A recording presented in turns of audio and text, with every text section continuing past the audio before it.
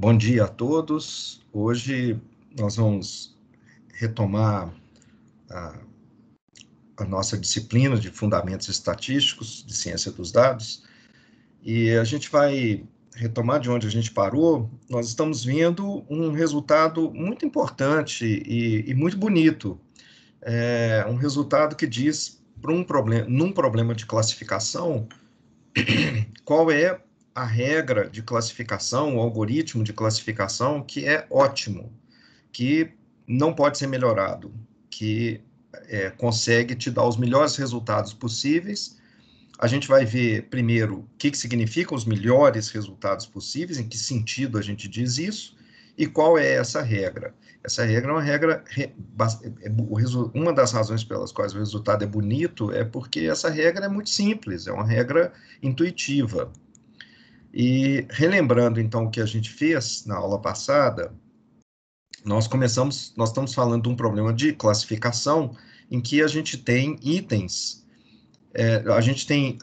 num conjunto de itens, a gente mede um conjunto de atributos. Aqui eu estou mostrando apenas dois atributos, x1 e x2, e poderiam ser mais em princípio, e esses atributos, a gente tem um conjunto de objetos, de itens.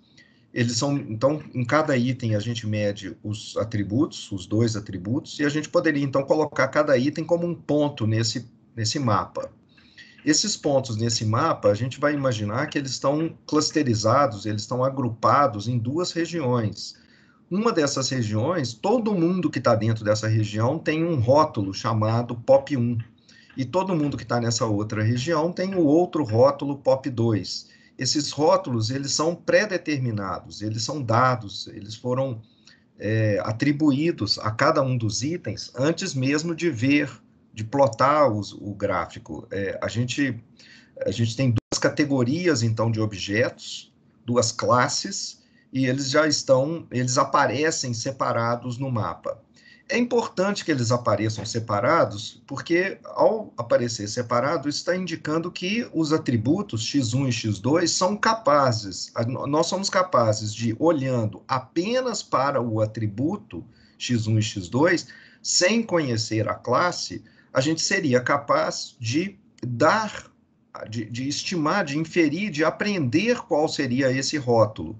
A ideia básica é que se um novo item ele aparece nessa região aqui, o natural seria nós colocarmos o rótulo POP2 para ele.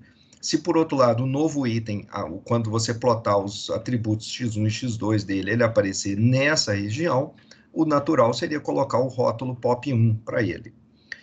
Evidentemente, isso aqui é um desenho esquemático e exagerado, porque na situação real, a gente tem, primeiro, muito mais mistura entre essas duas populações, elas não estão perfeitamente separáveis, assim, a POP1 e a POP2, não é tão fácil, ao olhar os dois atributos, identificar claramente o rótulo, porque essa nuvem de pontos da população 1, ela costuma estar misturada com a nuvem de pontos da população 2. Tem muita gente que tem um certo conjunto de atributos, x1 e x2, e poderia estar na POP1 ou na POP2, e é difícil, às vezes, a gente diferenciar aonde ele estaria. Então, a gente precisa de atributos que sejam o melhor possível, né, para separar essas duas categorias. Esse é um problema que a gente não vai lidar aqui com como escolher esses atributos. Esse é uma das... Bom, a gente não vai lidar com isso aqui, e o que nós estamos falando é, dado que você já tem um conjunto de atributos, no caso aqui, P atributos, duas populações, a população 1 tem uma distribuição de probabilidade se o indivíduo faz parte da população 1. Os atributos X têm uma certa densidade de probabilidade, ou seja, estão concentrados numa região do espaço. Pode estar concentrado em mais do que uma região do espaço, né, gente? Aqui o desenho é muito esquemático. A população 2, ela tem também uma densidade de probabilidade diferente da 1, né?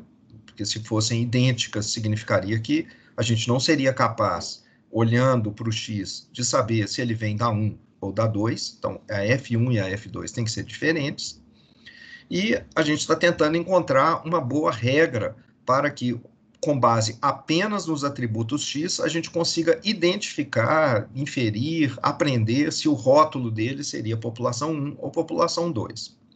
Na aula passada, nós vimos duas maneiras de fazer isso. Uma delas, primeiro, dizia que olhar simplesmente para a distância, você tem dois pontos que são as médias dos atributos, no espaço dos atributos, e dado um novo item, x aqui, você sim poderia olhar a distância desse ponto x até cada uma das médias, mas a gente viu que essa não é uma ideia boa, em princípio, que a gente deveria levar em conta não a distância euclidiana, mas a distância de Mahalanobis.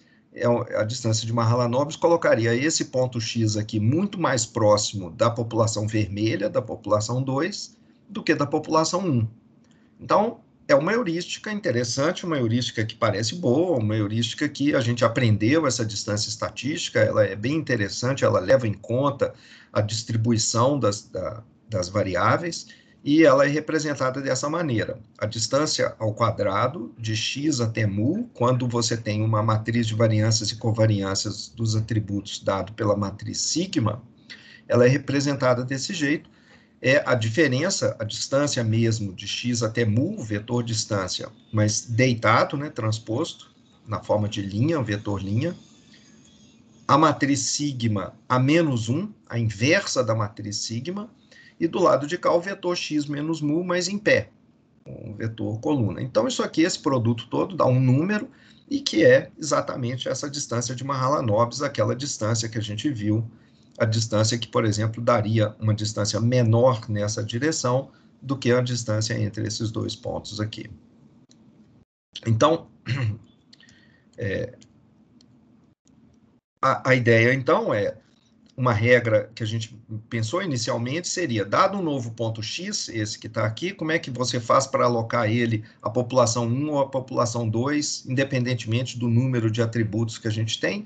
A gente calcula a distância de Mahalanobis entre x e a média da população 1, usando a estrutura de covariância dos atributos da população 1.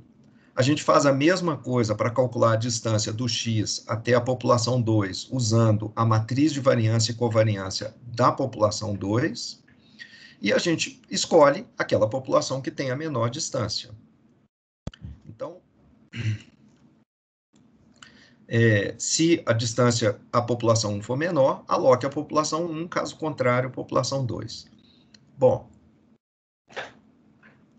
isso significa que essa regra particiona o espaço RP, nós temos P atributos, em duas regiões.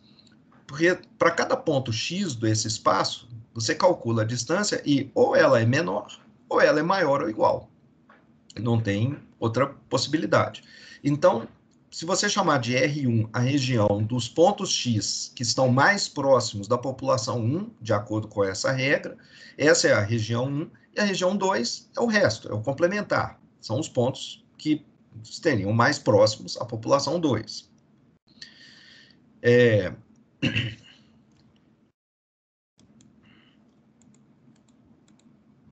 Essa noção de distância que a gente está vendo,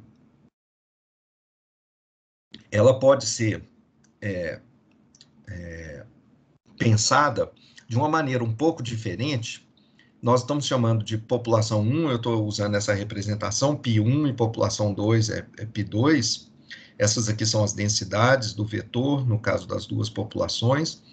E caso o vetor x seja uma normal multivariada, uma gaussiana multivariada, caso ele seja gaussiano, no caso gaussiano a gente tem essa densidade de probabilidade, aqui nos dois casos, e aí você veja que essa parte aqui, gente, até na aula passada eu falei que tinha um erro nos slides, etc. Não, bom, mais ou menos, assim, não tem erro não, eu é que fiquei confuso na hora de falar. Então deixa eu explicar isso aqui. Observa que essa primeira parte na densidade, ela é uma constante em termos do x. Um valor constante, depende aqui do sigma 1 e tal, mas é uma constante. O x, ele só aparece nesse pedaço aqui. no decaimento exponencial, que é a distância de Mahalanobis, a gaussiana multivariada, a gente sabe, a densidade é mais alta em torno do mu1, então quando a distância de Mahalanobis do x até o mu1 for zero ou praticamente zero, essa densidade ela é mais alta, e essa densidade de probabilidade vai decaindo em direção a zero, colocando menos probabilidade para pontos que se afastam, de acordo com a distância de Mahalanobis, do ponto mu1. A densidade F2 é a mesma coisa, e aqui tem essa constante de novo, ela é constante em termos do x, ela não depende do x. Então, observa que se a gente colocar a razão F1 e F2, aqui de x, aqui tem uma constante, elas não se cancelam, o que eu fiquei confuso aqui, elas não se cancelam, elas são diferentes, essa constante depende da matriz sigma 1, essa daqui da matriz sigma 2. Então, o erro aqui no desenho, na minha fórmula, era só que essas constantes não deviam se cancelar. Mas não importa. Você tem, então, uma constante e outra constante, aparece, então, aqui na frente uma nova constante, que não é essas, é a razão dessas duas, né? E essa parte aqui, essa exponencial, eu passo ele para cima, incorporando na exponencial aqui de cima, de maneira que como eu tenho aqui uma das distâncias de Mahalanobis, aqui a distância de Mahalanobis da população 2, o que eu vou ter uma constante vezes a exponencial de menos meio da diferença entre as distâncias de Mahalanobis. E a condição para a gente alocar π1 era que, se essa distância aqui for menor do que essa outra, ou seja, se essa diferença aqui for negativa, então, o que acontece é que essa densidade, se isso daqui for negativo, com esse negativo aqui na frente vai ficar positivo, então isso aqui vai ficar maior que 1. Ou, na verdade, vai ficar um número...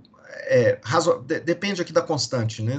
Seria maior que 1 se for a constante, mas vai ficar maior do que um limiar, um threshold aqui, que não precisa ser 1. Então, você olhar para essa razão, se ela for maior do que um certo limiar, quer dizer, se essa razão aqui for grande, isso é sinal de que essa distância ela é menor do que essa daqui. Então, a densidade, se você tiver mais densidade, se o x tiver maior densidade sobre a população 1 do que sobre a população 2, isso é sinal de que a distância de Mahalanobis para a população 1 é menor do que para a população 2, você deve alocar a população 1. Ou seja, a gente tem aqui uma maneira equivalente de criar uma regra. Em vez de olhar para a distância, eu podia também criar um threshold aqui, um limiar aqui, e falar que se essa coisa aqui de cima for substancialmente maior do que a F2, for maior do que uma constante, aqui é positivo, eu então aloco a população 1. Então, essa seria outra maneira da gente pensar num ponto. Essa equivalência matemática, ela acontece, ela é válida no caso gaussiano. Mas uma coisa curiosa, bom, o que a gente começou a falar na aula passada é o que a gente deve fazer se a gente não tem uma gaussiana, o que a gente deve usar para definir a R1 e se faz alguma diferença. Então, pensando no caso não gaussiano, a ideia é a seguinte: se a gente tiver a densidade F1 e F2, a gente tem dois métodos, então, aqui. Um é que, imitando o caso gaussiano, eu posso falar o seguinte: eu vou colocar os dados na população 1 se a minha densidade F1 for maior do que a F2, ou maior do que a F2 multiplicada por uma constante. Outra opção seria olhar para a distância de Mahalanobis, não a densidade exata. Eu vou pegar só a média, a matriz de variância e covariância, calcular essa distância de Mahalanobis e alocar na população 1 se essa daqui for menor. Essa seria outra maneira de escolher a região R1. Nós vimos que, no caso específico gaussiano, essa região R1 daqui coincide com essa região R1 daqui de baixo. Bom, a pergunta é qual dos dois métodos é o melhor, no caso não gaussiano? É melhor usar a razão das densidades ou a distância de Mahalanobis? Será que existiria um terceiro método, por exemplo, o método de árvore de classificação que nós vimos lá atrás no curso, que seria melhor do que estes dois métodos? Talvez esse terceiro método possa ser usado até no caso gaussiano também, em vez de usar essas duas heurísticas que a gente fez até agora, da distância de Mahalanobis ou da razão de densidade. E a pergunta mais interessante é, será que nós estamos pensando no método 1, método 2, um terceiro método? Será que não tem, na verdade, um método que é o melhor de todos, imbatível, insuperável? E a resposta surpreendente é que sim. Esse método, falei disso também na aula passada, deixa eu já pular ele direto aqui para mostrar qual que é.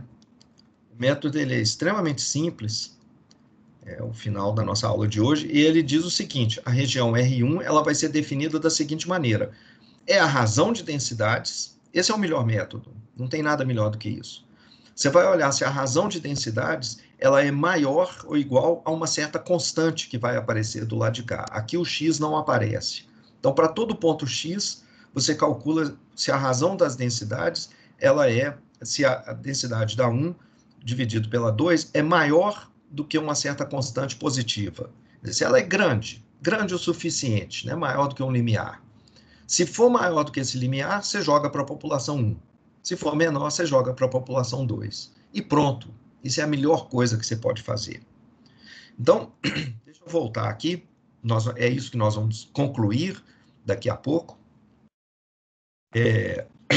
Deixa eu só lembrar duas coisas que a gente também falou na aula passada. Vou só passar rapidamente. No caso geral de classificação, a gente tinha a situação mais geral que nós vamos considerar agora, e que aparecia lá naquele limiar, aquela constante, era que a gente tem custos de classificação que podem, a classificação errada, ela vai ter um custo que pode ser diferente de acordo com a classe. Nós vimos exemplos em que a gente tem a tabela, o custo, se você tem a população verdadeira é π1 e você classifica o indivíduo realmente como π1, o custo é zero. É uma decisão correta. A mesma coisa se ele é π2 e você classifica ele como π2, também o custo é zero. Caso você tome a decisão errada, ou seja, o indivíduo é da população 1, mas você joga ele, classifica ele como população 2, você tem um certo custo.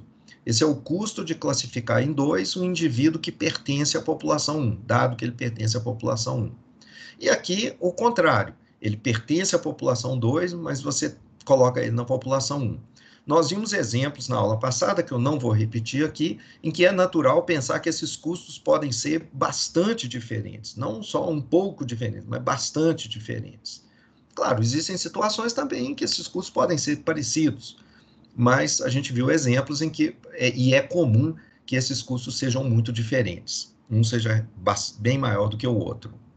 A outra coisa que a gente gostaria de levar em conta é que, às vezes, mesmo quando os custos são iguais, tem um outro problema, é que uma das classes, por exemplo, bons pagadores, bons tomadores de crédito, eles são, em geral, em quantidades muito maiores do que maus pagadores de crédito, de pessoas que não pagam crédito. Então, o grupo de uma das classes, o conjunto de indivíduos, se você não fala nada sobre o X, você sabe de antemão, a priori, que somente, por exemplo, 1% dos indivíduos são maus créditos e 99% de todos os indivíduos da sua população são bons créditos. Então, a gente, em geral, afirma que isso significa que as classes são desbalanceadas. Elas não estão balanceadas em termos da proporção de indivíduos que vêm de cada uma delas. A gente vai, de novo, ver como isso vai impactar a decisão e a regra que deveria ser adotada. Nós vimos uma intuição na aula passada de que, em princípio, se elas são muito desbalanceadas e você pega um indivíduo X novo, que está a igual distância de Mahalanobis dos dois centros, o mais razoável, se ele está a igual distância, é jogar esse novo, ou seja, o conjunto de X de atributos, não te dá nenhuma evidência razoável para jogar nem na população 1, nem na população 2, o melhor é jogar, então, esse cara naquela população que é a mais comum, caso os custos de erros errados de classificação sejam iguais. Se os custos forem muito diferentes, às vezes, mesmo uma classe sendo mais comum, você pode preferir, para tentar ser conservador e perder menos dinheiro, jogar na outra classe. A gente vai ver como que essas duas coisas vão se misturar. Em seguida, e o terceiro ponto é se a distribuição não for gaussiana. Então, ok, vamos lá. Então, aqui a gente vai começar agora a falar sobre a métrica que nós vamos minimizar. Ela é chamada de o custo esperado de má classificação, Expected Cost of Misclassification. A gente tem duas densidades, a F1 e a F2. Então, está aqui a F1, fazendo um desenho simples, ela está concentrada numa região, aqui está a F2, e você usa uma regra qualquer, árvore de classificação, ou algumas das outras técnicas que você pode aprender em machine learning, regressão logística, ou SVM, ou rede neural, não importa. Você usa uma regra qualquer e separa o espaço dos atributos em duas regiões. Se o ponto vier dessa região, está na população 1. Se vier dessa outra aqui, você classifica ele na população 2. O ponto, na verdade, pode vir da população 2. Ele caiu aqui, a sua regra pode ser, inclusive, uma regra péssima, né? Pode ser uma regra muito ruim, uma regra que erra muito. É comum, por exemplo, você jogar na população 1, embora o cara venha da população 2. Em suma, o desenho aqui está feito separado das densidades, exatamente para mostrar que, às vezes, é uma regra absolutamente arbitrária, pode nem ter sido inspirada pelas densidades. Aqui agora eu estou colocando as duas coisas juntos e a regra aqui, que é a região, essa aqui, essa linha de separação, a gente chama de boundary, decision boundary, a fronteira de decisão. Agora, a fronteira de decisão está inspirada, está baseada na F1 e na F2. Eu estou separando claramente, se os indivíduos da população estão concentrados nessa região, o mais razoável é que pontos próximos daqui, né, em torno desse ponto, estejam na R1, e pontos que estão aqui em torno dessa R2 estejam aqui na R2. Então, aqui está um desenho de uma regra de decisão que seria mais ou menos razoável para esse desenho aqui. Não sei se é a melhor, mas razoável. Então, o ponto é que, para essa teoria, então, aqui, essa regra é uma regra criada por um algoritmo de classificação qualquer. Tá? O ponto aqui é o seguinte, é que estabelecer uma partição, você pega o espaço dos atributos, o nosso vetor de atributos tem P dimensões, estabelecer uma partição desse espaço é a mesma coisa que criar uma regra de classificação. Se você particionou o espaço em R1 e R2, e você então criou uma regra de classificação dizendo o seguinte, se x está no R1, aloque x a π1. Caso contrário, aloque x a π2. Se você cria uma regra de classificação com um algoritmo qualquer, ele também implica em criar uma partição do RP. E a partição é essa daqui. Quem que é o R1? O conjunto R1 é o conjunto dos pontos do espaço que a sua regra, seja ela lá qual for, você enfiou lá no seu algoritmo, ele cospe no final uma resposta, joga para o π1 ou joga para o π2. Sei lá como é que ele fez isso, você talvez não esteja nem vendo como ele fez isso. Não importa. Todo ponto x, se você pegar dois pontos x idênticos, ele vai alocar sempre aquela população 1. O algoritmo não é probabilístico nesse sentido, ele é uma regra matemática. Ele pega x e aloca a uma das populações. Ele usa a teoria de probabilidades para criar esse algoritmo, essa regra matemática. E o R2 é o resto. Né? Então, criar uma regra de classificação é equivalente a estabelecer uma partição do espaço. Essa ideia, esse insight é importante. Então, voltando aqui, só enfatizando, o classificador, ou a regra de classificação, é uma função matemática, determinística. Por exemplo, vamos supor que x, o vetor de atributos, é a idade, o sexo e a renda do indivíduo que está buscando crédito. E vamos supor que um certo indivíduo, o iésimo indivíduo, ele tem 37 anos, é do sexo feminino e tem uma renda de 25 mil reais no ano. Uma outra pessoa, J, ela tem as mesmas características. É outro item, mas tem as mesmas características. Os atributos são os mesmos. O classificador não muda de valor ou de classe diante desses dois exemplos. A classe atribuída vai ser a mesma. Devia estar aqui, será a mesma, tá, gente? Será a mesma para os dois exemplos. Ou seja, ele é uma função matemática. Ele definiu que para um dado uma função g de x, que recebe x, e responde com duas respostas. Ou está na população 1 ou está na população 2. Então, dado um certo x, a regra vai alocar ele a duas classes. Se tiver outro exemplo, x estrela, cujas variáveis componentes do vetor têm os mesmos valores, a classe atribuída a x estrela vai ser a mesma da classe atribuída a x. Ok. Agora, qual que é a probabilidade da gente classificar, a probabilidade condicional de classificar um objeto em π2 quando, de fato, ele é de π1? Então, nós estamos querendo olhar para essa probabilidade aqui. Ele pertence à população 1, mas eu cometo um erro e jogo ele na população 2. Eu classifico ele na população 2. Olha, essas probabilidades dependem das densidades de probabilidade do vetor x, da distribuição do vetor x.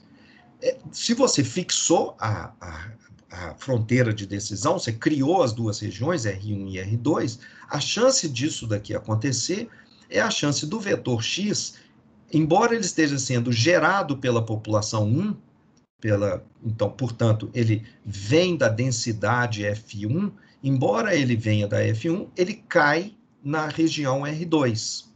Então, o que é isso? A gente já sabe que probabilidades são áreas debaixo da densidade de probabilidade. Então, é a integral da densidade F1, que é a densidade desse ponto, porque ele vem da população 1, debaixo da região R2.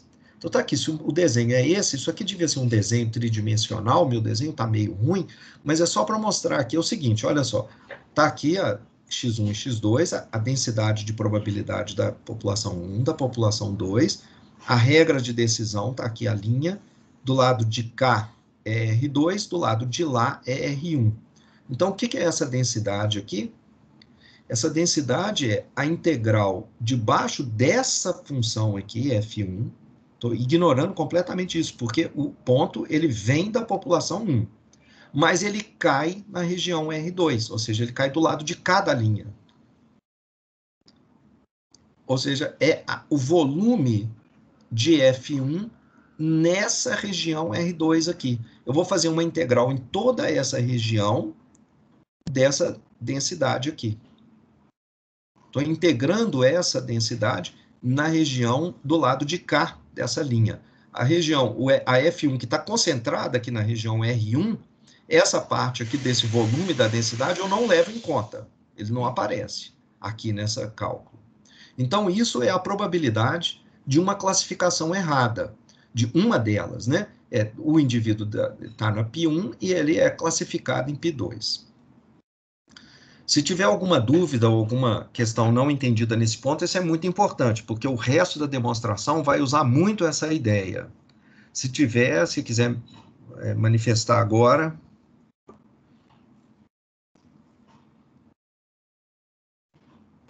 Professor, eu fiquei um pouco na dúvida se eu não deveria considerar a probabilidade desse x pertencer realmente a F1, porque ali eu já sei que ele pertence. Não, nós vamos levar isso em conta daqui a pouquinho. Mas é verdade. O que eu estou querendo é só assim, essa probabilidade condicional, ela significa geometricamente essa ideia desse volume aqui. Então, se você está querendo calcular só isso, nós não estamos resolvendo o problema ainda. Nós só estamos falando do seguinte, ó, qual que é a chance desse tipo de erro acontecer? Dado que o indivíduo vem da população 1, então não estou levando em conta qual que é a chance dele vir da população 1, não. Eu já estou assumindo que ele está na população 1. Qual que é a chance de eu jogar ele para a população, na população 2? É a chance dele cair na minha região R2 aqui. E isso é dado por essa soma, por essa integral. Beleza. Mais alguma questão, gente?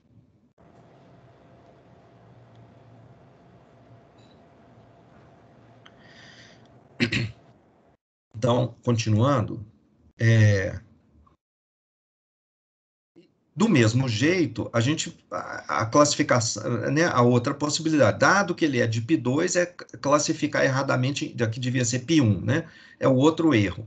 É a chance de classificar em π1, dado que ele vem de π2, aí é só trocar aqueles símbolos, onde tinha ali R2, agora fica R1, onde tinha F2, é a outra região. Aqui, voltando no desenho, né, seria ele vem dessa densidade vermelha e ele cai na região R1. Então, seria a integral dessa densidade, mas do lado de cá dessa, então, integrando todo o volume dessa densidade vermelha, que é quase nada nesse desenho, né?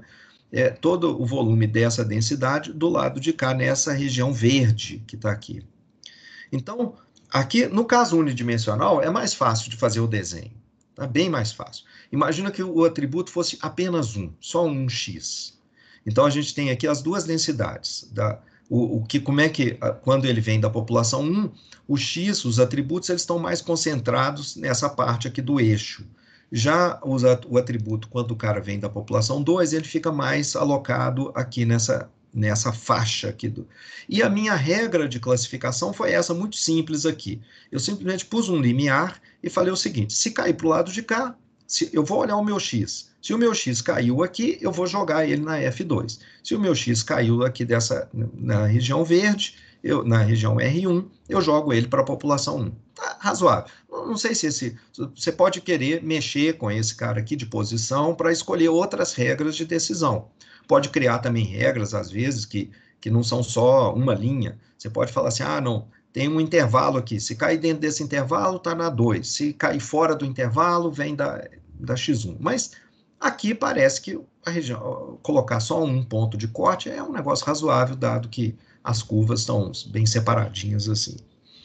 Então, o que são aqueles erros de classificação? Está aqui, olha, o indivíduo vem da população 2, mas eu classifico ele na população 1. O meu classificador é essa linha, que está aqui, de separação, limiar. Então, ele vem da população 2, ou seja, ele foi gerado por essa densidade, mas ele é classificado na população 1, significa que ele caiu nessa região R1 aqui, ou seja, é essa área aqui, ó. A área debaixo dessa curva, essa área vermelha, é exatamente esse primeiro erro de classificação. E essa área verde é o outro erro de classificação. Ele vem da população verde, vem da população 1, mas ele cai na região de classificação da população 2. Então, eu classifico ele como 2, embora ele venha da 1. E isso, a chance desse erro acontecer é essa área verde que está aqui.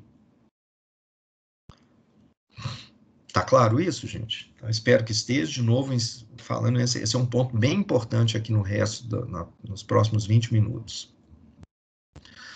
Observa que tem um trade-off aqui, que é o seguinte: o ideal, eu gostaria de fazer esses dois erros ficarem próximos de zero. Eu gostaria de fazer eles zero, se possível, né? Como é que eu posso fazer esse primeiro erro aqui ser pequeno? Ele vem da 2, mas eu jogo ele na 1.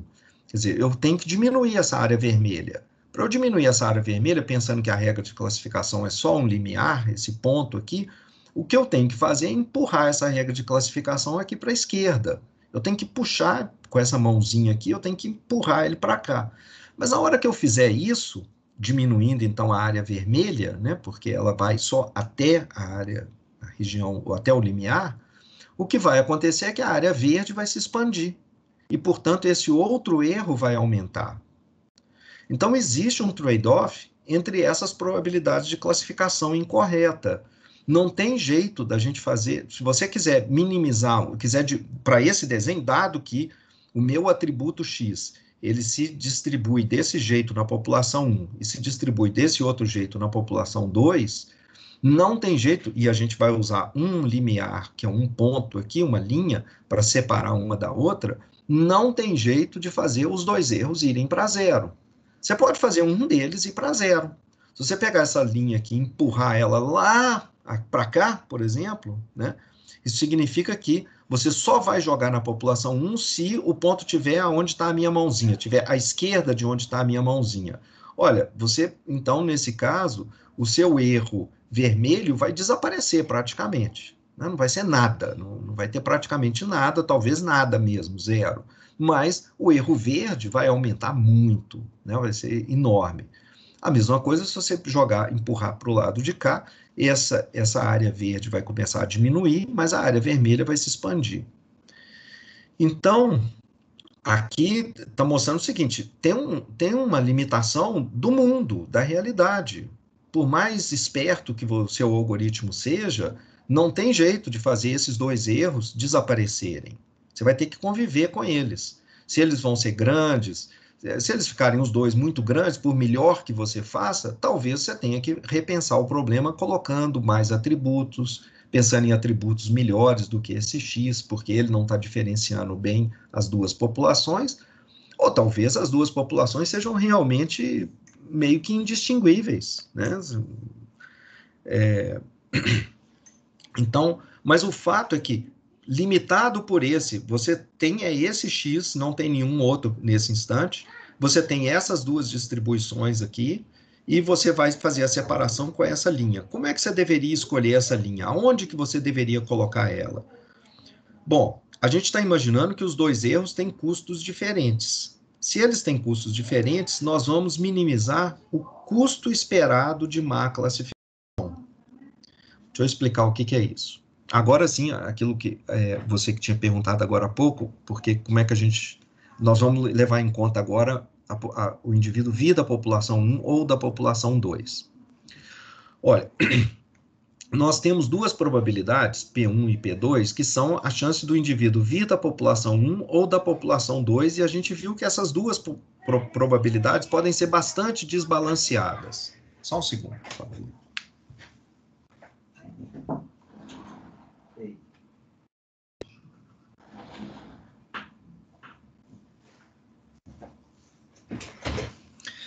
Então, são duas probabilidades que podem ser bastante diferentes, bem diferentes de meio. E o quadro geral que a gente tem é esse daqui. Imagina uma estrutura hierárquica onde um item que aparece, ele tem que vir ou da população 1 ou da população 2. Ele, por exemplo, vem para cá com uma probabilidade grande, 99% das vezes o indivíduo vem da população 1. E 1% das vezes ele vem para esse outro lado aqui, que seria a população 2. Bastante desbalanceados. Quando ele chega aqui na população 1, tem dois destinos para ele. Ele pode ser, de fato, classificado em 1 pelo nosso classificador, pelo nosso algoritmo. Isso é ótimo. O custo, então, é 0. Beleza, ok. É isso mesmo que a gente quer, a decisão correta, não tem perda aqui. Mas, se ele vier para cá, ele sendo da população 1, eu posso jogar ele para a classe 2. Meu algoritmo cometendo um erro, e nesse caso ele tem um custo, que é um certo custo. É o custo de... ele pertence, dado que ele está na população 1, eu jogo ele na 2. Esse é o custo que eu estou caindo aqui. A mesma coisa acontece por aqui, para o outro lado. Ele vem da população 2, eu classifico ele realmente em 2, meu custo é 0, ótimo, ou eu cometo o erro, jogo ele na população 1, e aí tem um certo custo que pode ser diferente desse outro custo do lado de cá, na outra ponta. Então, eu tenho esses dois custos. Pois bem, agora observa o seguinte, que cada item que vai aparecer, ele segue um caminho nessa árvore aqui até terminar numa dessas folhas, desses nós terminais. Ele vai seguir nessa árvore e isso é aleatório, né? Então, o indivíduo vem, 99% das vezes ele passa para cá, mas 1% das vezes ele passa para lá. E quando ele passa para cá, ele pode cair aqui ou ele pode cair do lado de cá. Então, o custo que você vai ter no final desse processo, este custo é uma variável aleatória. Às vezes, quais são os valores possíveis do custo? É uma variável aleatória discreta com o valor 0. O custo pode ser 0 se ele cair aqui ou aqui. Ou então ele vai ter esse custo do lado de cá, ou ele vai ter esse outro custo do lado de cá. Então, é uma variável aleatória com 3 valores possíveis. 0, esse outro aqui, C1 dado π2, ou C2 dado π1. 3 valores possíveis. O que a gente gostaria é de fazer... Eu não consigo saber exatamente o que vai acontecer. Como é aleatório, às vezes o meu custo vai ser 0, às vezes o meu custo vai cair aqui, às vezes o custo cai aqui. É uma variável aleatória. O que eu quero é um algoritmo que cria aqui essas classinhas, né, um algoritmo de classificação, que faça com que, não que o custo seja 0 sempre, isso vai ser impossível.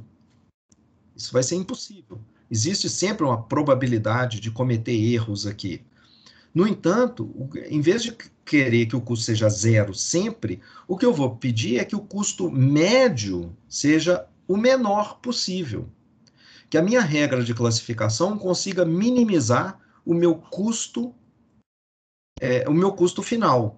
Então, o meu custo é zero aqui, então esse aqui eu não preciso me preocupar. Eu tenho que minimizar, quer dizer, bom, nós vamos calcular aqui o que é o custo esperado. Mas então eu preciso fazer com que o custo médio, o custo esperado no final do processo seja o menor possível. Não que o custo seja zero para cada item específico, cada item individual. Isso eu não posso garantir que isso vai acontecer. Então tá aqui. Agora entram então as probabilidades naquela árvore. Aqui, com a probabilidade P1, ele vem para cá, com a probabilidade P2, P2 é 1 menos P1, né? Ou ele vem para cá, ou ele vem para cá. E ele vem, então, é isso daqui. E agora, aqui embaixo, dado que ele veio aqui para P1, a chance dele ser classificado em 2 era aquela probabilidade, aquela área que a gente viu debaixo da curva. Esse desenho que a gente viu aqui, né? Seria esse aqui. Dado que ele é de P1, a chance de ser classificado em P2 é essa expressão matemática. E o que é, como que esse custo, eu quero minimizar o valor esperado do custo. Quando que esse custo aqui, essa caixinha, ela aparece? Ela aparece com uma probabilidade. Primeiro, eu tenho que jogar ele aqui no P1. Isso acontece com probabilidade P1. Essa aqui, ó, a probabilidade do indivíduo vir da população 1. E dado que ele cai na população 1, a chance de classificar ele em 2. Então, aqui, esse texto está errado, viu, gente? Como isso aqui foi criado como uma figura, eu já até troquei isso lá no livro, mas não consegui trocar ainda aqui nos slides. Aqui devia ser P1, né? Dado que ele está na população 1, a chance dele ser classificado em R2. Então, aqui a expressão devia ser essa aqui. Então, a chance desse custo aparecer é essa daqui. Essa é a chance de do item que está vindo aqui seguir por esse caminho na árvore.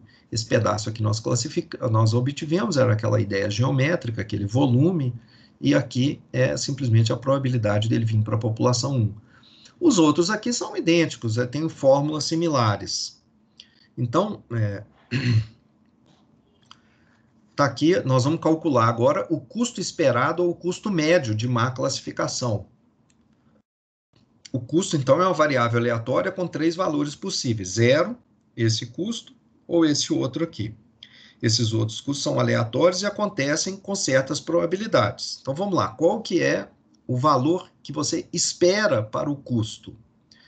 Bom, ela tem 3 valores possíveis, então é cada um dos 3 custos multiplicado pelas suas chances, a chance deles acontecerem. Então é 0, custo ser 0, vezes a probabilidade de você acertar, a sua regra de classificação acertar, mais um dos custos, aqui eu estou chamando estou chamando esse cara aqui de custo 1, aliás, desculpe, o custo 1 é esse aqui, vezes a chance desse erro acontecer. E esse outro custo aqui, que eu estou chamando de custo 2, vezes a probabilidade desse erro acontecer. Vamos debulhar isso aqui mais um pouquinho. Essa parte aqui eu já posso ignorar, porque é 0 vezes isso, não soma nada, então já sumo com esse pedaço. Vamos olhar então para esses dois termos aqui. O primeiro deles é o custo 1, eu estou dizendo, o custo de classificar ele em 2, dado que ele veio de 1. E isso é a probabilidade dele. Isso acontece, né, aqui nessa árvore.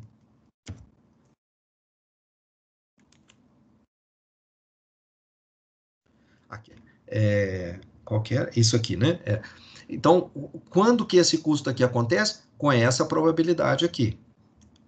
Na verdade, com essa probabilidade aqui, né? Então, tá aqui. Ele vir da população 1 e errar, e isso é isso daqui, é a probabilidade dele cair na população 1, e aí, dado que ele está na população 1, você joga ele para 2. A mesma coisa do lado de cá, aí é um análogo aqui. De maneira que esse cara aqui, o EMC, é o custo esperado de uma má classificação, custo médio de uma má classificação. E o que a gente vai querer agora é qual é a regra de classificação, quais são as regiões R1 e R2 que eu devo usar, que fazem com que esse EMC seja o menor possível. Então, a gente quer achar essas regiões que minimizem o EMC. E a solução, como eu falei antes, que a gente vai ver agora, a prova, é que essa R1 é simplesmente isso daqui, é o conjunto dos pontos do espaço, tais que a razão de densidades, a razão das densidades das duas classes, seja maior ou igual a esse limiar que está do lado de cá, essa constante. Isso aqui é uma constante em x. E essa constante, ela pode ser pensada como dois pedaços, produto de dois termos aqui. O termo 2 é a razão de custos, dos dois custos possíveis de má classificação. E esse outro termo 3 é a razão de probabilidades a priori. P2 é a probabilidade do indivíduo ser da população 2 e P1 é a probabilidade dele ser da população 1, na população como um todo. Então, nós vamos ver a demonstração disso daqui, porque esse é um resultado muito bacana. Ele está dizendo o seguinte, não tem jeito de melhorar esse AMC. Se você quer minimizar o custo de má classificação, onde tem custos diferentes para classificação, onde tem classes desbalanceadas, essa é a regra, não tem outra.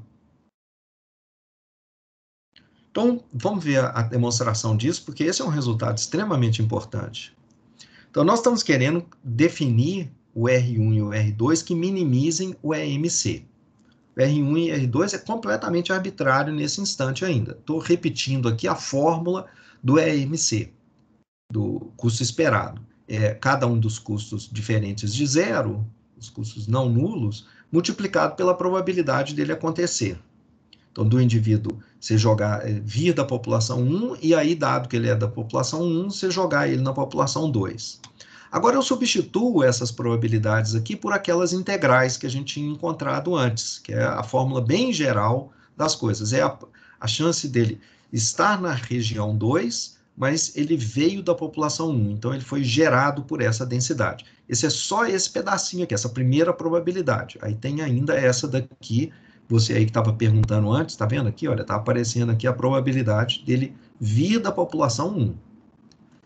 E aqui está a mesma coisa, né? A integral diferente aqui, simplesmente trocando os símbolos do outro erro. Agora vamos lembrar que a região RP ela foi dividida em duas, tem a R1 e a R2. Qualquer que seja a sua regra de classificação, ela determina duas regiões. A região que vai cair, vai ser jogada na população 1, e a região do espaço dos atributos que vai jogado na população 2. Bom, a densidade, qualquer uma delas, tanto a F1 quanto a F2, mas no caso aqui pegando a F1, a integral dela no espaço inteiro, todo o RP, é 1. Isso é porque ela é uma densidade de probabilidade. Bom, como o RP ele é dividido nesses dois pedaços, essa integral aqui, eu posso quebrar ela nessas duas integrais aqui. Ok, essas duas integrais agora, eu vou pensar no seguinte, a primeira integral aqui no EMC, essa que está aqui, observa que ela é essa aqui, ó. Tá vendo? Então, eu vou fazer o seguinte agora, eu vou passar esse termo para o outro lado, de maneira que essa integral que está aqui, que é a que aparece aqui em azul, ela pode ser escrita desse jeito. E agora eu vou fazer a substituição, vou substituir esse pedaço que está aqui, essa integral, por essa que está em vermelho. Vamos só entender por que eu estou fazendo isso. Porque, para eu tentar manipular essa fórmula que está aqui em cima, uma coisa que é incômoda é que estão aparecendo duas integrais, mas elas estão com regiões de integração diferentes. Essa daqui é a R2, está integrando uma função em R2, essa outra aqui é uma integral em R1. Eu não posso, então, juntar essas integrais. Né? Aqui é uma F1 em R2 e aqui é uma F2 em R1. Vocês vão ver logo em seguida que com esse truque aqui, eu vou conseguir juntar as integrais de uma maneira que vai ficar clara. Então, eu vou simplesmente substituir essa integral que está aqui por essa expressão que é equivalente. Então, fazendo isso, eu tenho isso, jogando aqui aquela parte vermelha, então substituindo aquela azul por isso, o meu EMC fica igual a isso daqui. Ok, agora eu vou fazer o seguinte, eu multiplico esse custo aqui por 1, multiplico também esse custo por essa integral, depois tudo isso multiplicado por π1, vocês vão ver então que eu vou ter aqui esse primeiro termo, que é o resultado de C2 vezes 1 vezes o π1. Esse primeiro pedacinho aqui, ó, é isso que está aqui. Depois, a multiplicação aqui por essa integral, quer dizer, vai ficar C2 vezes essa integral e vezes também o π1. Então, vai ficar aqui, ó, essa integral R1F1, R1... bom, vai ficar tudo isso daqui, né? O que eu vou fazer agora é o seguinte, como essa integral aqui é a mesma, aqui, olha, tanto aqui quanto aqui, primeiro eu vou fazer o seguinte, isso aqui é uma constante em termos de x, então eu vou passar lá para dentro do sinal de integral. E essa constante aqui também eu vou passar aqui para dentro do sinal de integral. E essa aqui, agora eu vou também passar essa constante aqui para dentro e essa constante aqui para dentro também. Então, eu vou ter uma expressão grande aqui, três valores, né? Esse F1 vezes essa constante, vezes essa outra constante, integrando em R1. Essa outra também é uma integral em R1. Então, eu posso colocar essas duas integrais, essas duas expressões, debaixo da mesma integral, né? Puxar ela aqui para fora. Então, eu vou ficar com a integral em R1 dessas expressões que estão aqui. Não sei se vocês estão vendo aqui, ó. Então, agora aqui, esse primeiro pedaço, que é o pedaço... Vamos pensar assim, esse pedaço que está aqui negativo, é esse pedaço que está vindo daqui, desse negativo aqui. Vamos olhar aqui, é o F1, tá aqui, o F1, vezes π1, é esse π1 aqui, que passou lá para dentro multiplicando, vezes esse C2 dado π1, C2 dado π1, que passou para cá. Esse outro pedaço que está aqui, é essa outra integral aqui, quer dizer, eu passei o π2 para cá, é o F2, vezes π2, vezes probabilidade de π2, vezes o C1 dado π2, está aqui. Ok, então o EMC ficou desse jeito que está aqui. Agora, é o seguinte, primeiro, o que a gente está querendo? Nós estamos querendo escolher uma região R1, a região que vai ser, qual é a região que eu tenho que jogar para a população 1, de maneira que esse EMC seja o menor possível. Então, vamos olhar aqui, repetindo aqui a fórmula do EMC, tá? É a mesma que está aqui, estou repetindo ela aqui. Vamos olhar aqui. Primeiro, esse primeiro termo que está aqui, ele não envolve a região R1. É simplesmente a constante, o custo, esse custo que estava aqui e o π1. Tanto faz a região R1 que você escolher, ele não aparece aqui. O único lugar onde o R1 aparece, quer dizer, se você mudar o R1, ele vai afetar o valor do EMC, é aqui, ó. É aqui nesse pedacinho. É a região aonde você está integrando essa função matemática. Isso daqui é uma função dos atributos, x. Uma função matemática dos atributos. Se você mudar a sua regra de classificação, você integra mais ou menos dessa função h de x. Então, o que nós estamos querendo, ao escolher a melhor regra de classificação, é como que eu tenho que escolher o meu R1 de maneira que essa integral aqui seja a menor possível. Ela some nada nesse EMC, né?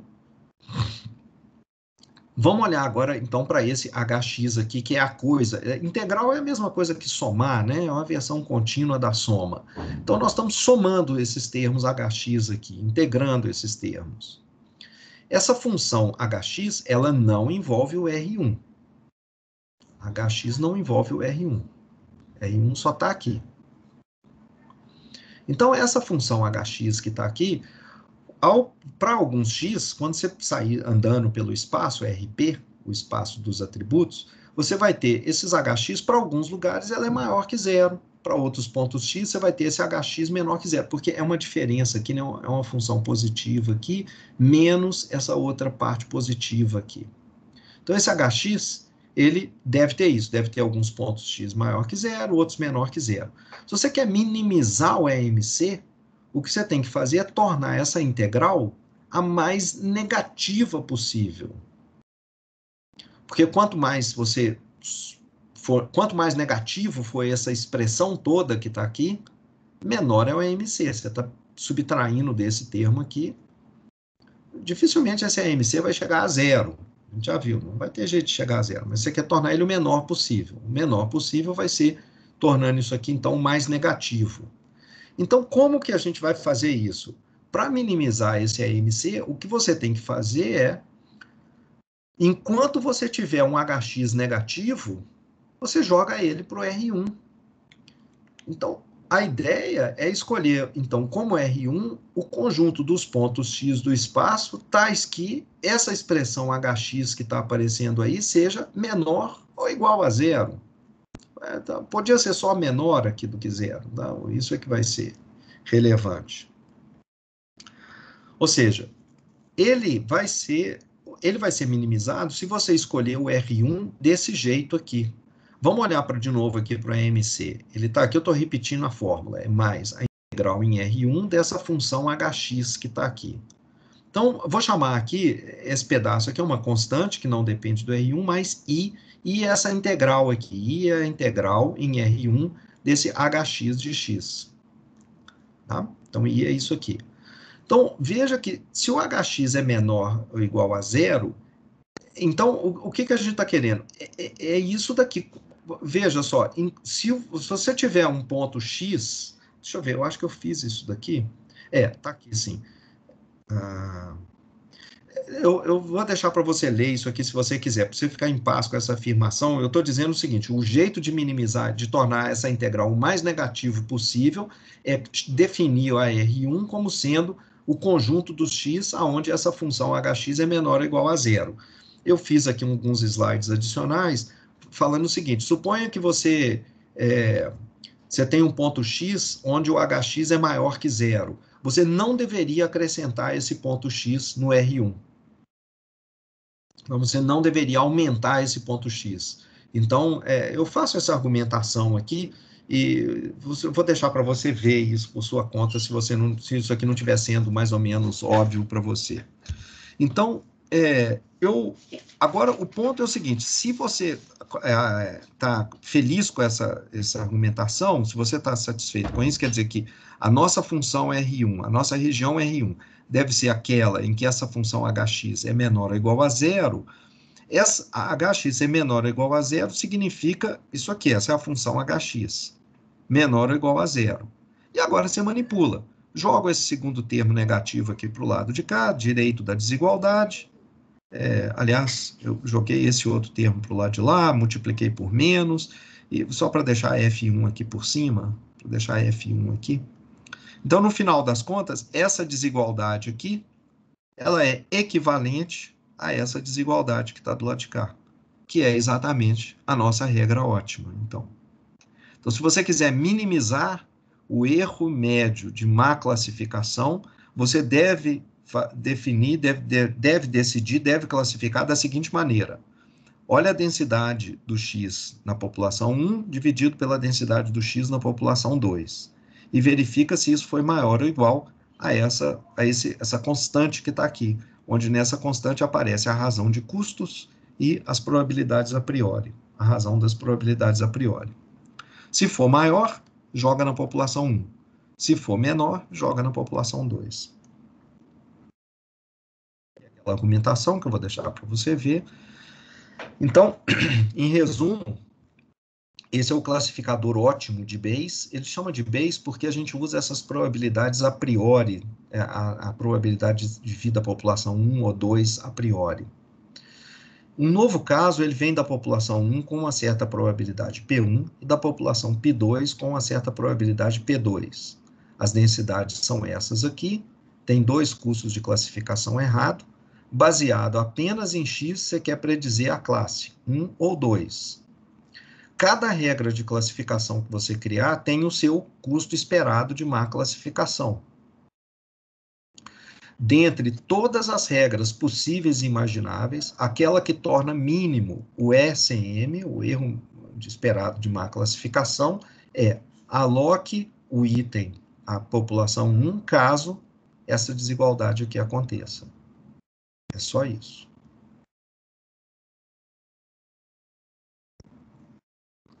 Então, essa regra é bastante intuitiva, gera um algoritmo muito simples, e agora aqui também não vou enfatizar muito, eu faço vários slides aí, onde eu estou avaliando o que acontece, supondo que tentando mostrar que essa regra ela é intuitiva. ela é razoável, o que que acontece se essas populações, eu faço vários casos particulares aqui para estudar um pouquinho essa regra e mostrar que ela é intuitiva. Então, eu também não vou passar por isso daqui, eu vou deixar para você ler por sua conta essa regra. Tá? Então, estão aqui vários exemplos, várias ideias, é bem simples, realmente é simples isso daqui, não tem nada demais, é só sempre voltando nessa regra ótima e falando o que que acontece se esse P1 for igual a P2, as classes forem balanceadas, o que que acontece se for... Então, vários casos particulares que eu acho que vale a pena ler, tanto que vale a pena ler que eu tive o trabalho de digitar essa coisa toda, mas eu não quero gastar muito tempo aqui agora, nessa aula, com essa parte final, que é bastante simples de ser lida. Eu preferi fazer bem detalhadamente o exemplo que a gente viu antes. Então, deixa eu só, essa parte aqui agora final é importante. Deixa eu pensar agora na classificação ótima com duas gaussianas.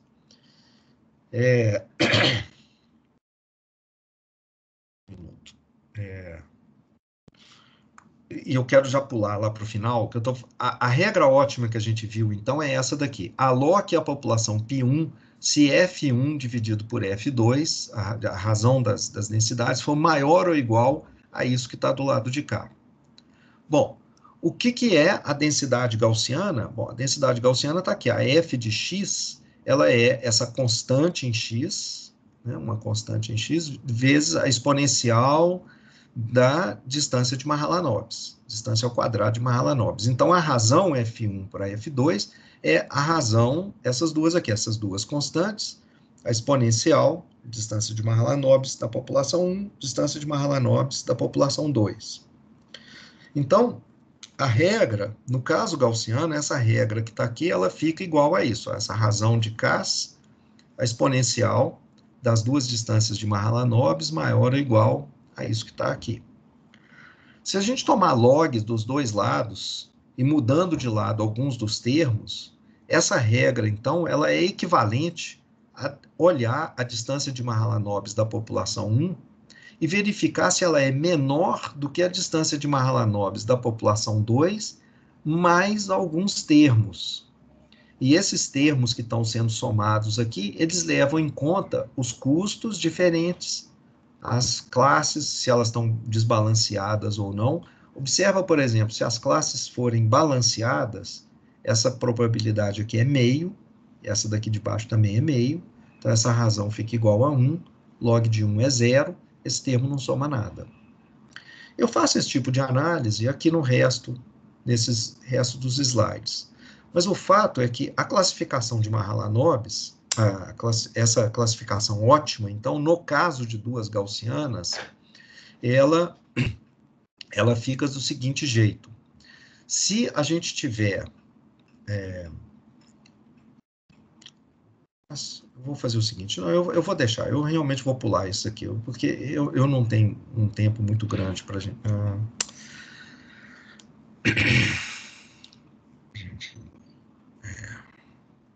Então, eu vou fazer o seguinte, eu realmente vou pular por enquanto, eu vou passar agora para próximo, então eu vou deixar esse tópico aqui, eu talvez volte nisso daqui, talvez não, eu estou na dúvida se eu vou voltar. Vocês estão vendo que tem uma parte mais ou menos grande aqui de matemática, e eu estou vendo aqui o meu tempo, eu não posso gastar mais outra aula nessa parte de classificação. Então,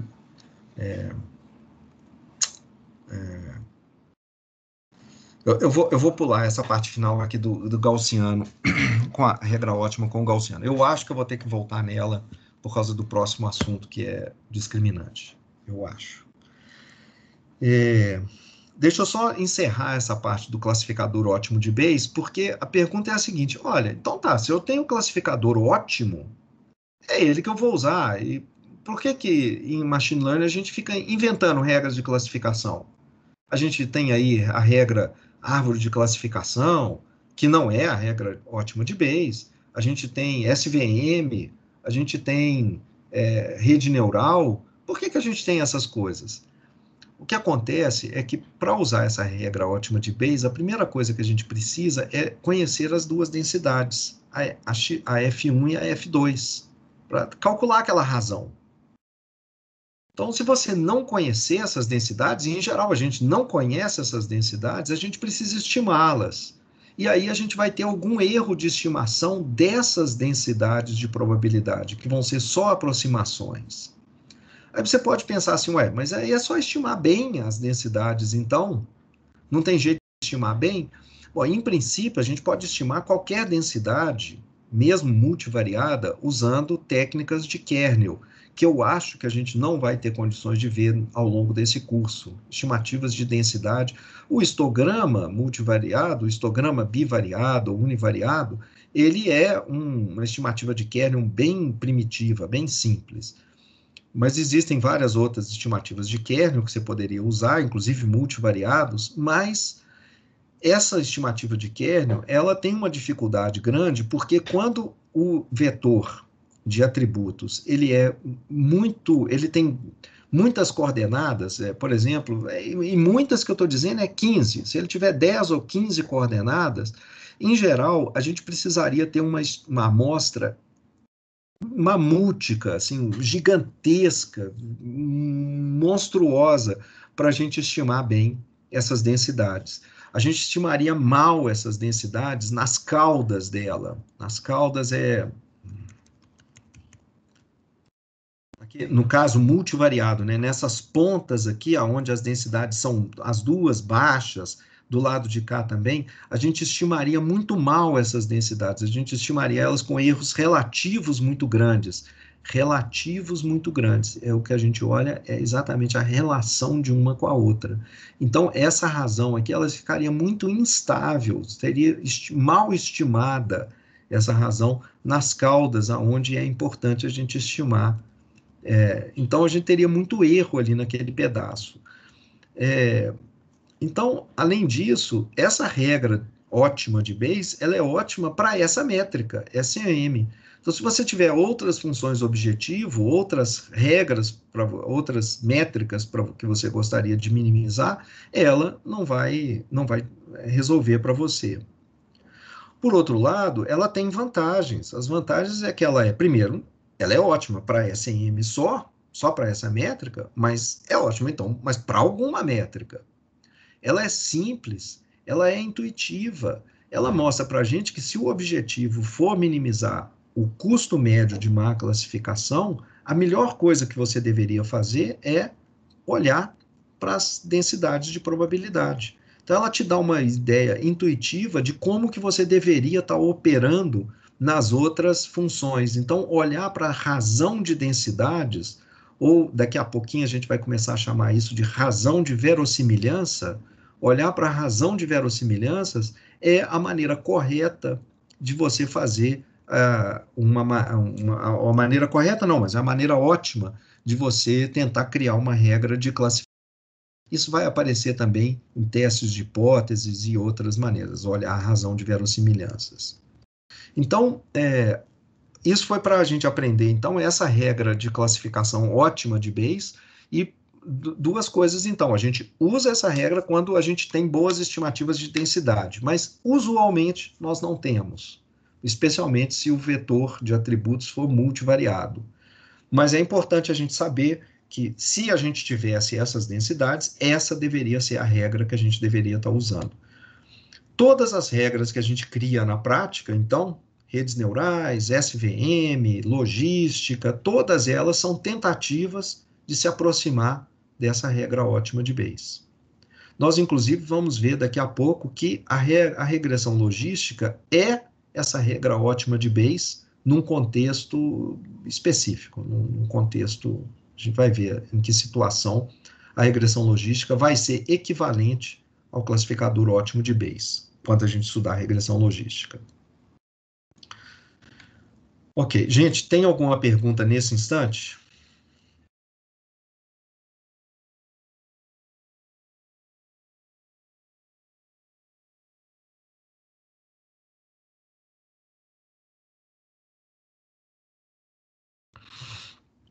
Bom, se não, nós vamos então passar agora para mais um tópico relacionado a esse problema, mas um pouco diferente, um tópico importante e que vai se conectar com esse assunto da classificação e da classificação ótima daqui a pouco.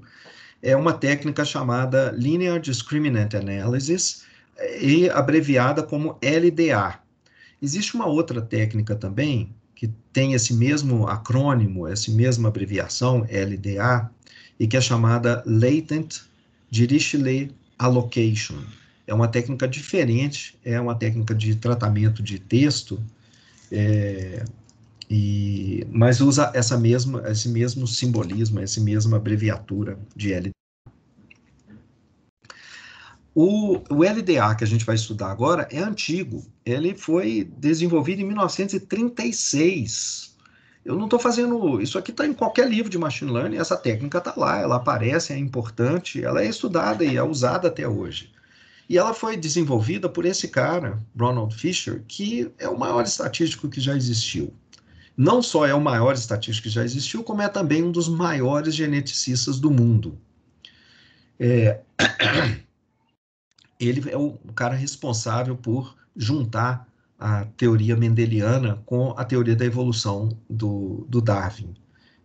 Na época que ele estava fazendo os trabalhos dele, entre 1910 e 1920, acho que sai em 25 o livro dele, 1925 ou 26, o livro que fala como que essas duas coisas andavam juntas de maneira perfeita, como que era... Bom, em suma, é isso, e ele se torna, então, um dos maiores geneticistas do mundo, e, ao mesmo tempo, ele é também o maior estatístico que já existiu. Ele criou um monte de coisas, quando a gente estudar a teoria de máxima verossimilhança, a gente vai ver o nome dele aparecendo o tempo inteiro. Mas ele criou muita coisa. E essa técnica que a gente vai estudar agora, que é uma das que ele criou, ela é chamada de Linear Discriminant Analysis, é uma técnica de classificação, uma regra de classificação. Mas aí a gente pode falar assim, mas peraí, se a gente acabou de descobrir qual que é a regra ótima, para que a gente ainda vai aprender uma regra antiga e diferente? Bom, por dois motivos aqui. Primeiro é que esse LDA está conectado com a regra ótima. E segundo, ele fornece uma abordagem bem diferente para o nosso problema de classificação. Ele vê o problema de classificação como um problema de separação de populações. Então vamos tentar entender isso aqui. A função discriminante de Fisher para duas classes, então temos lá o vetor x1 até xp, e o Fisher, a ideia dele foi a seguinte, ele quer criar um índice univariado, um escalar, um número, a partir desse vetor, e ele vai fazer isso fazendo uma combinação linear dos atributos. Então, ele tem aqui esse número, esse vetor L, que é um vetor de constantes, L1, L2 e LP. Ele vai multiplicar cada atributo por uma dessas constantes, criando essa variável y que está aparecendo aqui. Ele quer escolher esse vetor L de tal maneira que os y da população 2 e os y que aparecerem, quando você jogar aqui os atributos de um indivíduo que vem da população 2 e depois da população 1, que os y sejam o mais separados possíveis. Vamos fazer um desenho aqui para entender isso, e só antes de fazer o desenho, relembrar mais uma vez a ideia de projeção de um vetor x ao longo de um outro vetor L. Então, eu tenho um vetor L aqui, isso aqui não é 1 não, tá, gente? É o vetor L, de constantes. Aqui um vetor x qualquer. Se eu faço essa projeção ortogonal aqui ao longo de L, a fórmula para isso é isso daqui. Tá? É o XL, o produto interno do vetor x pelo vetor L, dividido pelo comprimento ao quadrado do vetor L, vezes o próprio vetor L. Se o vetor L ele tiver comprimento 1, se esse vetor L aqui tiver comprimento 1, isso aqui pode sumir, porque isso aqui fica igual a 1. Então, é simplesmente o produto interno dos dois vetores vezes o vetor L. Então, está aqui. Imagina que você tem essas duas populações, população 1 e 2. Aqui eu estou colocando um vetor L, eu vou supor que esse vetor L é de comprimento 1. O que eu estou querendo, o que o Fisher pensou, era o seguinte, imagina que as duas populações estão assim, perfeitamente separáveis, de maneira que esses dois atributos, x1 e x2, são ótimos para a gente conseguir classificar o dado se ele vem da população 1 ou da população 2, porque eles, no espaço dessas duas variáveis, x1 e x2, os dados ficam bem separados, os dados das duas populações. O que ele estava tentando é reduzir esse problema, em vez de achar uma região do espaço, ele quis fazer isso com base em um índice univariado, um índice obtido fazendo essa combinação linear dos atributos. Então, o que ele estava se perguntando era o seguinte: eu quero encontrar uma direção L, tá aqui, imagina que você pode rodar esse vetor escolhendo, porque todos têm comprimento 1. Então, eles estão ao longo de um círculo de raio 1 aqui. São possíveis vetores L's que você poderia escolher. Eu quero escolher um vetor L, como esse que está aqui, de tal maneira que os dois grupos, população 1 e população 2, sejam maximalmente separados. Sejam separados o mais separados possíveis. E observe que esse vetor L que está aqui, que eu estou colocando nesse desenho, é uma péssima escolha. Por que ele é uma péssima escolha? Porque imagine que você escolheu esse L e a gente então vai fazer a projeção. Lembra que eu estou querendo me basear nesse Y, para a técnica do coisa cria essa combinação linear de maneira que esses Y sejam os mais separados possíveis. Quem que é esse Y? É o produto interno do LT vezes o X. Mas o que é o produto interno do L? Não, o produto interno do X e do L é o tamanho da projeção, o comprimento da projeção do x ao longo do vetor L de dimensão 1, de comprimento 1. Então, tá aqui. Aqui está o L de comprimento 1, esse L que eu escolhi. Eu vou pegar esse ponto x aqui da população 2 e projetar ele ao longo da dimensão L, encontrando esse ponto aqui sendo a projeção. Então, esse ponto ele está na coordenada, né? O comprimento dessa projeção é o L' vezes o x, é o meu y. Esse comprimento aqui, lembrando que o vetor L é de comprimento 1, o comprimento desse vetor, que é esse pontinho vermelho que está aqui, ao longo dessa linha, esse comprimento é esse produto interno, L' vezes x. Esse outro ponto azul aqui, que é a projeção desse ponto azul ao longo dessa linha, é o comprimento, é o L' vezes o x, onde o x agora é esse novo ponto. Então, vamos fazer isso com todos os pontos agora. Então, se eu fizer isso com todos os pontos da população 1 e da população 2, observa o seguinte: o meu y é o comprimento que eu tenho das projeções do vermelho e das projeções do azul. Observa que a projeção ao longo do L de todos os vetores gerou os escalares. Y2, Y3 da população 1 e os escalares Y, que são esses comprimentos, os comprimentos azuis da população 2. Pois bem, os comprimentos Y vermelhos e os comprimentos Y azuis não ficam bem separados. Eles estão bem misturados. Compara com esse outro L aqui, em que eu tenho as minhas duas nuvens de pontos, as mesmas de antes, mas agora eu escolhi essa direção L. Faço a projeção ao longo dessa direção e observo agora que os meus y aqui são positivos, estão ao longo da direção L aqui, e essas projeções aqui estão na direção negativa do vetor L aqui, são negativos aqui.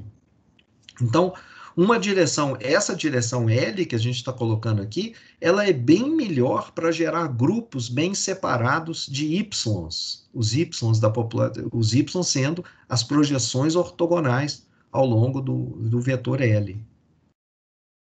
Então, está aqui, nesse desenho, um bom L, esse aqui é um bom L para esse desenho aqui. Então, você podia achar que talvez esse bom L, então, ele tem uma associação com os autovetores, autovalores dessas matrizes, né, da matriz de covariância dos dados, porque, olha só, eu coloquei aqui uma matriz de covariância para esse cara que gera esses autovetores aqui, esses dois azuis. Como esses dois autovetores aqui são praticamente os mesmos para a vermelha, eu simplifiquei o problema. A matriz de covariância é a mesma para a população vermelha e para a população azul.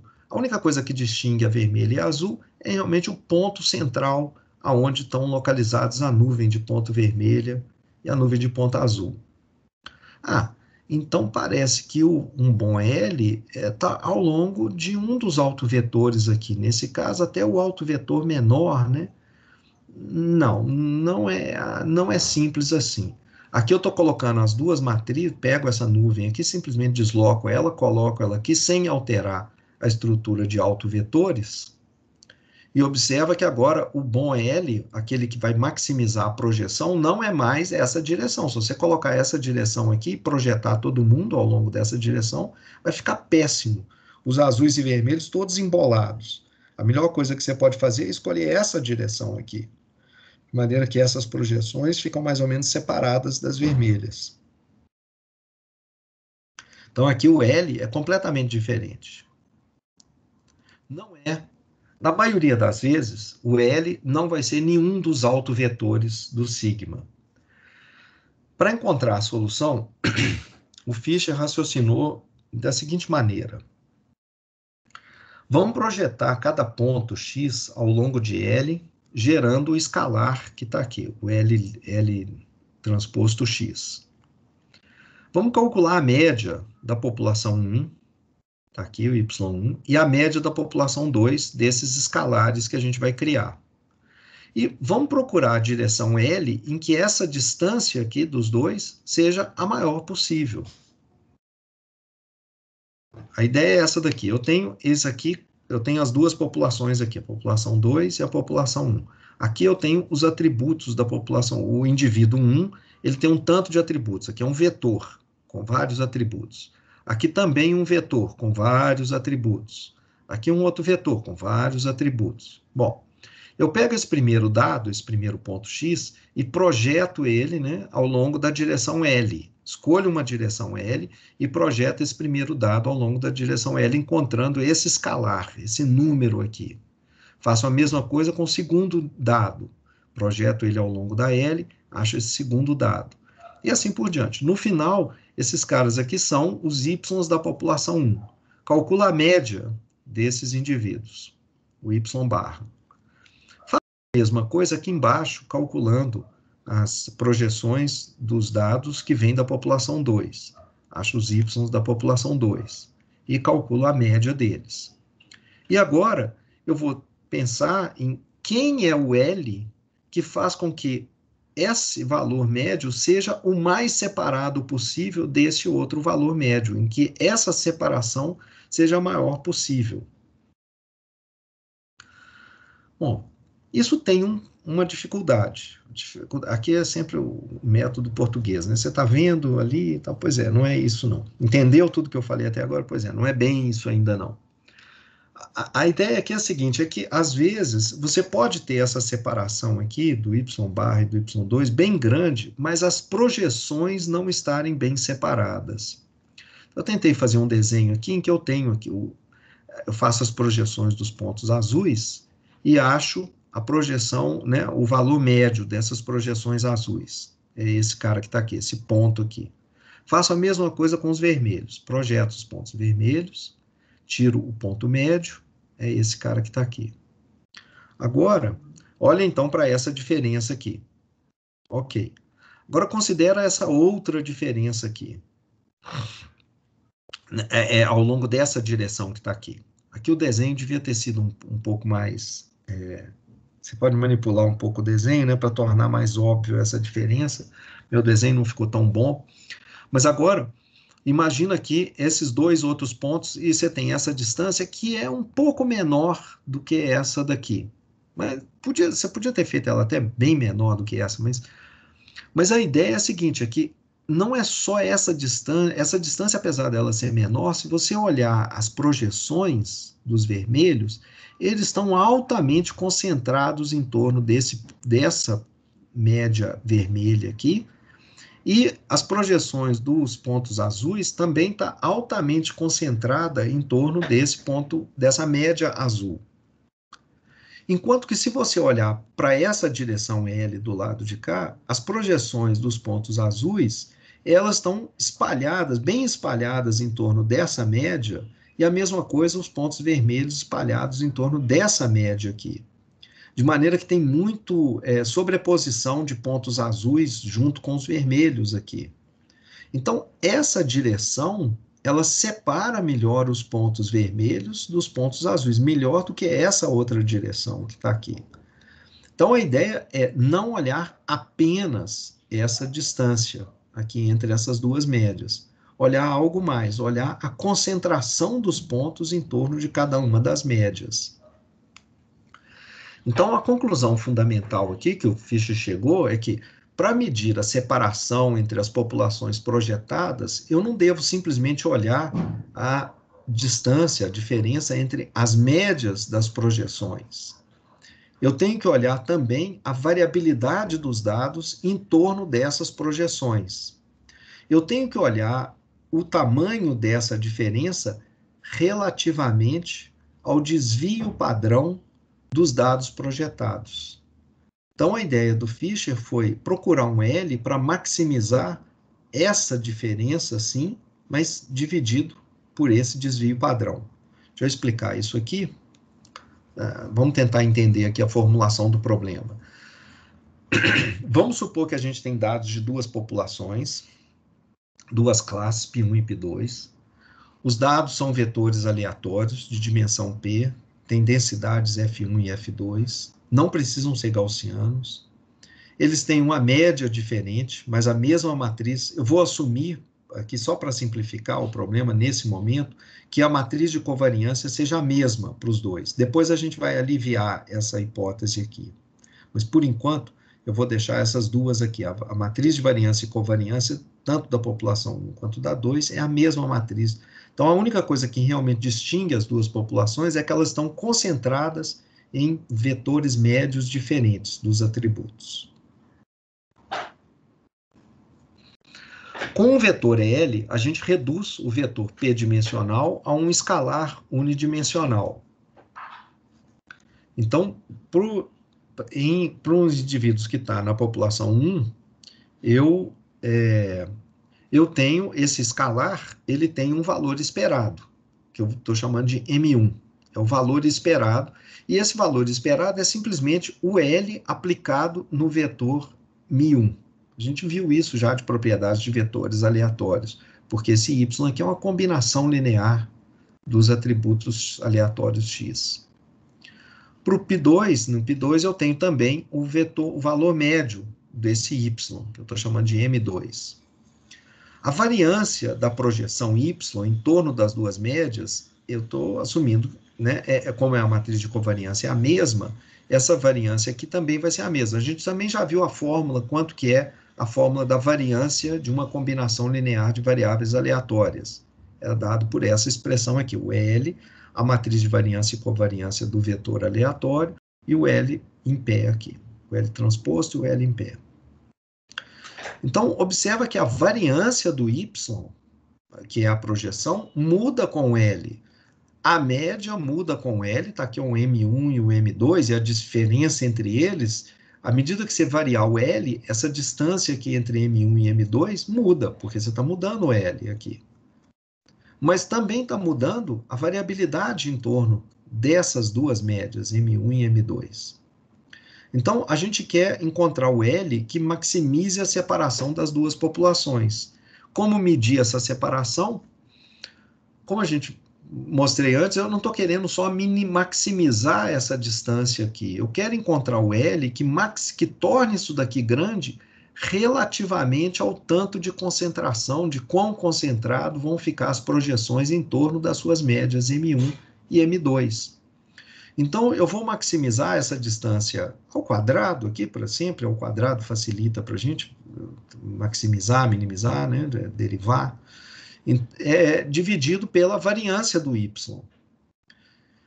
Lembrando aqui que o M1 e o M2 é esse valor esperado, a variância do y, coloco as fórmulas disso daqui agora, o que eu tenho é essa expressão, coloco L aqui em evidência, isso daqui que é o comprimento ao quadrado desse negócio, né, disso aqui, é a mesma coisa que, isso aqui é um número, isso que está aqui dentro, é o L transposto vezes esse vetor em pé, isso é um número. Esse número ao quadrado é a mesma coisa que ele vezes ele mesmo, Mas como isso daqui é um número, eu posso trocar esses dois aqui de posição, dar a mesma coisa. Então, eu tenho essa representação e essa última representação eu posso usar um teorema de álgebra linear para encontrar o L que torna esse U aqui o máximo, o maior possível. Eu vou só mostrar rapidamente esse teorema, sem entrar muito, ele é opcional, vou deixar para você ler sozinho, mas ele diz o seguinte: uma expressão como aquela que está ali atrás, que é isso daqui, que a gente falou antes, o vetor W, que maximiza essa quantidade, é um vetor W escrito, ele é uma constante, é a matriz sigma, se aqui embaixo, está vendo que aqui tem uma matriz sigma que está sendo usada, é a inversa dessa matriz sigma vezes esse vetor V. Então, pegando esse teorema de álgebra linear, que tem lá no livro do Johnson e Wishner, não só ele tem lá, como na demonstração dele está lá para você, se você quiser rever esse teorema. Johnson e Wishner é aquele livro que eu recomendei para toda essa parte que envolve a gaussiana multivariada ou coisas multivariadas, que envolvam a matriz de variância e covariância. Então, no presente problema aqui do LDA, o que a gente precisa é encontrar o L que maximize isso daqui. Isso cai perfeitamente com o teorema anterior. O teorema anterior está exatamente nessa formulação. E aí significa que o L, então, é isso que está aqui. É essa matriz sigma A menos 1 vezes Mi1 menos Mi2. Então, o que o Fischer encontrou? Se você quer encontrar um escalar para tomar a sua decisão, olhar para dado um atributo, olha para o número, que é a projeção, esse L vezes aplicado no vetor X, e verifica se você deve jogar ele na população 1 ou 2. Quem que é as constantes, o que você deve usar para jogar ele na população 1 é L2. A constante, o vetor de constantes, é esse vetor L que está aqui. Você precisa estimar a média da população 1, o vetor de médias da população 2 e a matriz de variância e covariância, que nós estamos assumindo que é a mesma para as duas populações, por isso que só aparece um sigma. Então, a solução de Fischer com os dados amostrais é fácil, assim, a gente tem que amostrar essas coisas aqui, né?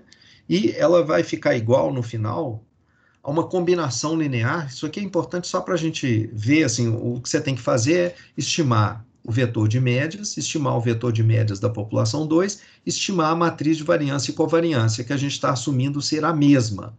Se a gente está assumindo que é a mesma, a gente faz o seguinte: a gente calcula a matriz de variância e covariância usando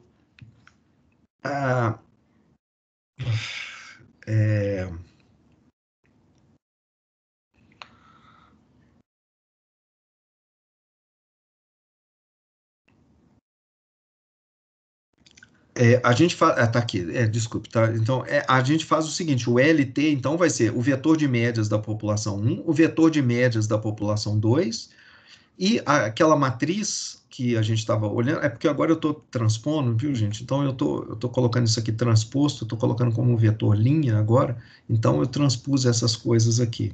Então, por isso que ficou assim, esse vetor aqui deitado, vetor linha, e essa matriz aqui, que é simétrica, então é ela transposta. E essa matriz aqui, então, que é a matriz sigma inversa, essa matriz sigma, ela é chamada de pooled, porque agora eu vou misturar o vetor de variância e covariâncias que eu obtive com a população 1 e com a população 2. Eu calculo a matriz de variância e covariância da população 1, a matriz de variância e covariância da população 2 e faço uma média ponderada. Esse M1 e M2 que estão entrando aqui é o tamanho das amostras que eu tenho na população 1 e na população 2. Então, como é que a gente usa isso para classificar? Eu faço um algoritmo em que entra o meu dado X, separados em duas classes, eu obtenho o vetor de médias das P variáveis dos dados da população 1, obtenho a matriz de variância e covariância dos dados da classe 1. Faço a mesma coisa para os dados da minha classe 2, que estão separados. Misturo as duas matrizes de variância e covariância que eu obtive, que são essas aqui. E aí, em seguida, o meu L vai ser esse vetor que está aqui. Para cada dado que entrar, cada exemplo que eu tiver do meu conjunto de treinamento, eu obtenho esse número que está aqui. Calcula a média dos indivíduos da classe 1, calcula a média dos indivíduos da classe 2, essa daqui é a média simples das duas médias, que estão aqui. E agora você recebe um novo exemplo, x, você não sabe a classe. Projete esse x ao longo do vetor L, obtendo esse escalar. E a regra de classificação é: aloque a classe 1 se esse y, esse escalar que você obteve, é maior ou igual a esse m que está aqui, esse número m que está aqui. Se for maior, vai para a população 1, ou seja, esse cara projetado, ele está mais próximo das projeções do grupo 1, está mais próximo desse cara aqui. Se for menor, é porque ele está mais próximo desse y2, você joga na classe 2. Então, se as classes forem bem separáveis em uma direção L, o LDA vai encontrar essa classe. Como é que a gente sabe se ele realmente funciona ou não, com que qualidade ele funciona? Aí, daquele jeito tradicional, a gente particiona os dados em treino e teste, mede o precision, recall, com base nesses dados de treinamento e de treino e teste que a gente tem. Para a gente encerrar, se o LDA do Fisher assume que as matrizes de covariância das duas classes são iguais. Então, o LDA do Fisher fornece uma direção L em que, se a gente projetar os dados, a gente tem o máximo de separação entre as populações. A gente pode usar o LDA para classificação, mas esse procedimento, que é o do LDA, ele resulta na mesma regra de classificação ótima que a gente viu antes, no caso gaussiano, quando a gente tinha σ1 igual a σ2 e custos e priores iguais. Custos de má classificação iguais e priores iguais. P1 igual a P2, classes balanceadas. Então, ao fazer o LDA, a gente está fazendo a regra de classificação ótima de Bayes sob essas hipóteses de custos iguais e priores iguais. O caso LDA com as matrizes de variância e covariância diferentes nas duas populações foi estudado por um outro sujeito, um indiano chamado Radhakrishna Rao, e é também a regra de classificação ótima de Bayes no caso gaussiano com custos e priores iguais, supondo que o σ1 é diferente do σ2. Então, embora a gente possa estudar profundamente esse LDA, na maioria das vezes, se a gente estiver estudando o caso do classificador ótimo de Bayes, a gente está realmente estudando esse LDA. Eles são equivalentes, é a mesma coisa. Então, aquela regra ótima de Bayes, ela não só é a regra ótima de classificação, que minimiza o custo esperado de má classificação, mas se você pensar nessa outra métrica para classificar, para separar, para pensar em classificação, quer dizer, a projeção que torna o mais separáveis possíveis o grupo azul do grupo vermelho, aqui, a linha, né, a direção aonde eu separo o máximo os dois grupos vermelhos e azuis, essa direção, o que a gente encontra é a regra ótima de Bayes, também aqui. Fica sendo a regra ótima de Bayes para o caso gaussiano, tá, gente? Para o caso gaussiano. Bom, essa parte da matéria, ela tem alguns notebooks em Python, eu vou passar esses notebooks, mas vou passar também em R, para quem preferir, e vocês vão treinar isso com alguns dados de verdade para aumentar aí o sentimento, o entendimento dessas regras, de como que elas funcionam na prática. Tem alguma pergunta adicional, gente?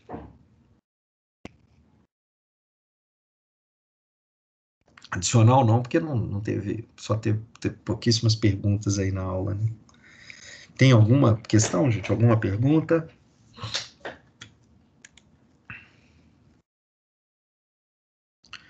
Bem, então, se não tem, nós vamos desinterromper aqui a gravação e encontro vocês na